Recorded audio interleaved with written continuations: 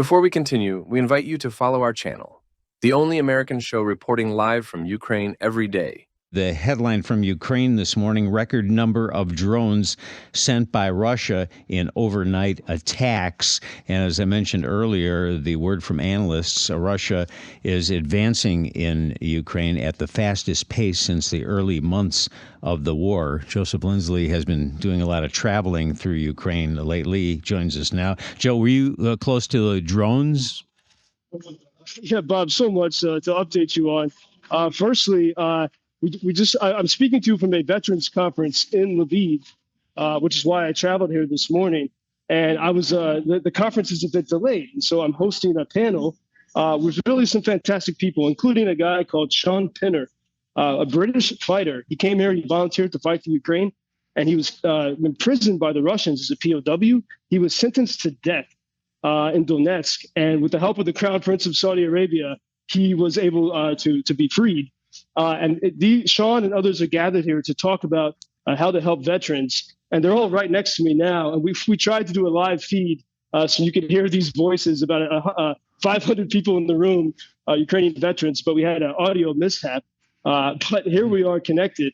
And so everyone says, hello, Chicago, but you can't hear them. Mm-hmm. Indeed, Bob, as I traveled here through the night, so often, as I've told you, when I'm taking the trains, it's a retreat, it's a refuge, because you don't usually have good internet access. You don't know what's going on, and you can actually rest. Well, last night at about 3 o'clock in the morning, I had my own compartment on the train, and I woke up and I thought I was having a nightmare. The train was shaking, and I look out the window and there's flashes of light everywhere, and I thought this must be a dream, back to some day and some nights in Kharkiv, and as I realized what's happening, we are in a field somewhere in Western Ukraine, and it's a drone attack over like the same fields where the train was, in the middle of nowhere. And usually when you're under attack, you think, okay, you run for cover, but you're in a train. Where do you go? So that was my journey here to Lviv today. I'm looking at a headline today that goes with what you mentioned a moment ago. A British man has been taken prisoner while fighting for Ukraine in Russia's Kursk region, according to Russian state media. I guess you know all about that, don't you? Actually, I just got the latest scoop on it. In fact, from Sean Pinner, who I just mentioned to you. This is his main focus now. He's been in touch with the family of that British volunteer fighter because it's a very tricky situation, and already the Russians are moving to put this guy on trial because clearly they want to use him as a pawn, with all the geopolitical changes happening, especially in Washington. And, Sean, who was just next to me, he was sentenced to death in Donetsk. I mean, that's what they'll try to do, perhaps, even to this prisoner. And so it's a very intense situation, and this guy is certainly being used as a geopolitical pawn. And Bob, I know you have some mail you want to read, but I first should make sure quickly to mention that, we talked about this tweet from Ukraine's world heavyweight champ, Volodymyr Klitschko, the challenge to Joe Rogan. It's up to about 20 million views now. And other people are getting in on it and saying, hey, listen to more Ukrainian voices on Joe Rogan's show. But still, there's not an answer yet, unless it happened in the past hour from Joe Rogan. So we'll continue to monitor that situation. Yeah, we may be hearing more about that soon, it sounds like. Well, we get many comments about our conversations. I would say 90% of them are positive, but let me hit you with a couple of complaints. And this came in a few days ago. Today was the last straw. How Joseph could somehow say that the Trump administration has had a hand in President Biden allowing Ukraine to use U.S. weapons. That is so disturbing. Why are you guys sanctioning this sort of inaccurate, non-fact-based opinion? Joe?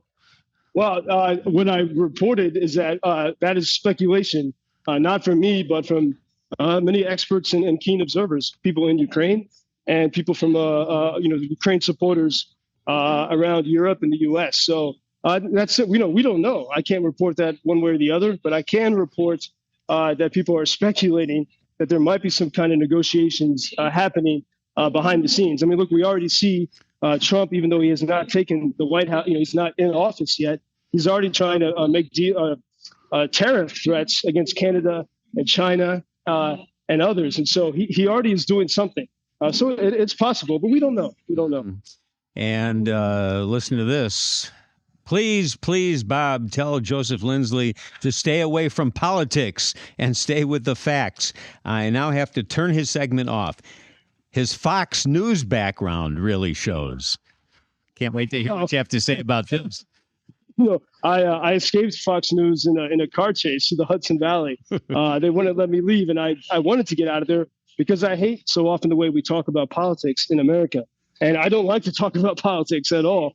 That's one reason why I got away from that. But politics determines how we put our lives together, and it matters in an existential war that now is affecting so much of the world. And I think it's if we didn't mention any politics during a presidential election that the whole world was watching breathlessly, I think we would not. That would be a failure to be accurate. Mm-hmm. And what I tried to do in my reporting these past weeks is to focus on reporting on what Ukrainians were saying, because that was a perspective that was ignored by a lot of the media. People were saying their own opinions on other media. I wanted the audience to hear what Ukrainians were saying, and Ukrainians just face the reality. They have to work with whoever's in charge in the free world. Certainly hard to ignore all politics when discussing Ukraine, and this is a good message. I know you'll want to respond here, Bob. Please ask Joseph if there's a way to send little care packages to Ukraine families for Christmas. A lot of folks around here want to help, Joe. I think the best care package that Ukrainians would want are drones. Drones for their relatives who are fighting at the front lines. And so there's a lot of good projects that help. We plan on buying a lot of drones for Christmas. So if you go to UkrainianFreedomNews.com, maybe this can be the beginning of a Christmas drone campaign. And people can choose if they want to buy surveillance drones that are not lethal, or if there's the FPV drones that actually are in the battlefield. It depends on what people are comfortable with. But I think that's the best Christmas present that Ukrainians would want. Not money or toys, but weapons. We will post all of the links to Joseph Lindsley's various social platforms and all the information on our website if you go to the Sirott Show page at WGNradio.com. And finally, I'll leave you with something positive.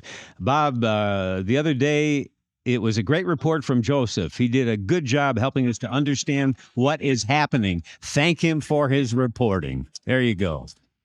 Well, thank you for that. And I will carry this spirit from Chicago as I get back on the stage here at the conference in Lviv. All right. Connecting these two cities in a time of war. Go get them. Thanks, Joe. Thank you for introducing Ukraine on your social media pages. That's very important that much more people can get more information about the situation here and how everybody can help Ukraine to stay stronger and to save all the world. Що сказав? Well, which side are you on? На чиїй ти стороні? Come on now. Oh, which side are you on? На чиїй ти стороні?